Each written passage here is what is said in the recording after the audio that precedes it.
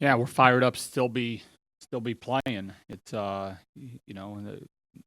more opportunities in front of us. You were talking about the tickets. We had somebody, a neighborhood friend, that had three computers that were up, and at 8:31, it said that there were no tickets available for her. So that 1 minute after it became live, that was a hard ticket to get. So we got excited about the way that we played this past weekend. I thought we played well. It's probably a little bit of tournament jitters to start out the opening weekend or the opening match, which was to be expected. I thought we got that under control and played a really, really gritty Illinois State team that defended us really well. And then a UCLA team, very, very talented team that can give a lot of people a lot of issues. And I thought we played a pretty solid match. And, in front of us here, a Texas A&M team that is coming in here that has had a lot of big-time wins this season, very talented roster. In Hawaii and Nebraska, you've got probably the three biggest fan bases in our sport that will all be here in Madison. So we're excited about the opportunities in front of us.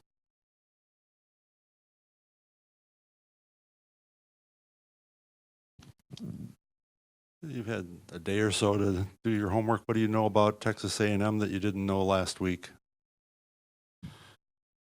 They've got an All-American outside and hands.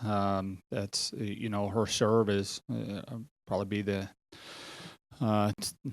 nastiest serve we'll see all year. It's filthy, and we're going to have to find a way to keep that ball off the ground and get good swings. She's really improved since the last time we played her. I think it was 3 years ago we went down to their place, and she's got a lot better. They've got a very offensive setter that can really give you fits. They run a zero-tempo quick attack, which can give you some fits. Real nice lefty back behind, and it's they don't give up a lot of quick points. They don't get aced very very much. It's they allow their setter to go and get the ball and run her offense. They're pretty clean from a serve pass game. There's a reason why they're still playing. There's a reason why they're seeded. You mentioned their setter. She's got as many swings as their two middles. Are those setter dumps? Is she swinging at it? And how does that affect a defense? Because you don't see that all year. Yeah, you've done your homework. There's no doubt about it. She's the hands is gotten by far their most attempts, and their other outside is a little bit behind her, and then you got a cluster of about four other people, and the setter is right there in that mix of people that have taken a lot of swings. She's a lefty. She'll set the ball over when she's in the back row. She'll turn and hit. She'll throw the ball around. She's really really active, and you can't load up on the attackers when you've got her willing to turn on the second one as much as she is. They'll set them players out of the back row. It's there's a lot of different people that you've got to have your attention on. Go ahead. I'll go. Except another issue. Sid had a pretty good year on the court, but first team all academic, all American. What does that say about her total student athletism? Yeah, Diana was just telling me about that a few minutes ago, and it's a great accomplishment. Student athlete. Sid is the epitome of what a student athlete is here, and this is. At this school, it is tough to be an academic All-American. I think you get some other places that it might be a little bit easier because the academic load might not be as challenging. This is a tough academic school, and that's why we probably haven't had a whole lot of them in our past here. It's but Sid she challenges herself in the classroom, taking some. In a tough major, and holds her.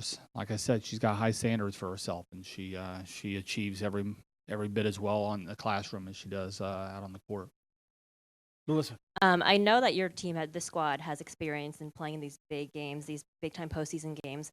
But how hard is it for them to not look ahead to be like, oh, if we win Friday, we're going to get to play Saturday and, moving on to the next round. How hard is it for them to kind of keep themselves like locked in with all the excitement going around here? It's good to see that you made it today. If guard's going to let that thing go, there's no way in the world it's getting past me. It's a great question. It's I'll tell you what. Here's the thing: the Big Ten prepares you so well. There's times that you're playing on back-to-back days in this conference. There are some conferences that you never play back-to-back, and so when you get in the NCAA tournament, there's a little bit of familiarity with having to turn that around so quickly. The looking ahead, you don't. This conference, any single team is going to be able to beat you, and so if you're not locked in on every match that's in front of you, you're going to get burned. And this is a pretty experienced team. We've got most of the players are out there on the court playing are juniors and seniors. They've been through the NCAA tournament rigors in the past. They've been through at least a couple Big Ten seasons, and you're not guaranteed anything. You've got one opportunity in front of you, just like Eminem said, and you've got Texas A&M. You're guaranteed that match, and so you've got to be prepared to play your best match that particular afternoon. And and if you win, then you deal with what's afterwards. But this would be so far out of character for this group to be looking ahead at any point. It's a non-issue. It's at this point. Brian. What can the home crowd provide your club in this setting? Man, we're so appreciative. It's I know there's people that were concerned about our match the other night of whether we'd sell out and whether the place would be there. We were right up against a home men's basketball game and a hockey game that was right up against it. And then while we're playing, you've got the Big Ten football championship that's going on. And did we really want to play Friday, Saturday? Would we have been playing better Thursday, Friday, and get off of some of that stuff that was going on Saturday? It's but we didn't. We stayed right with it, and the fans responded. I mean, the place was packed. I saw fans out there over 4 hours before our match waiting to get into the doors, and this place was. It was as loud as it's ever been this past weekend, and we won. We swept both matches, and it was that loud and energized. And it doesn't surprise me that it's that some of these tickets are already filled up right now. I'm expecting the field house to be just buzzing. These guys, the fans, are along with us. This isn't just our journey, our ride. This is the fan bases and the athletic department, and we're riding their shoulders. The energy of the field house is just crazy, and hopefully it's the loudest it's ever been this coming weekend.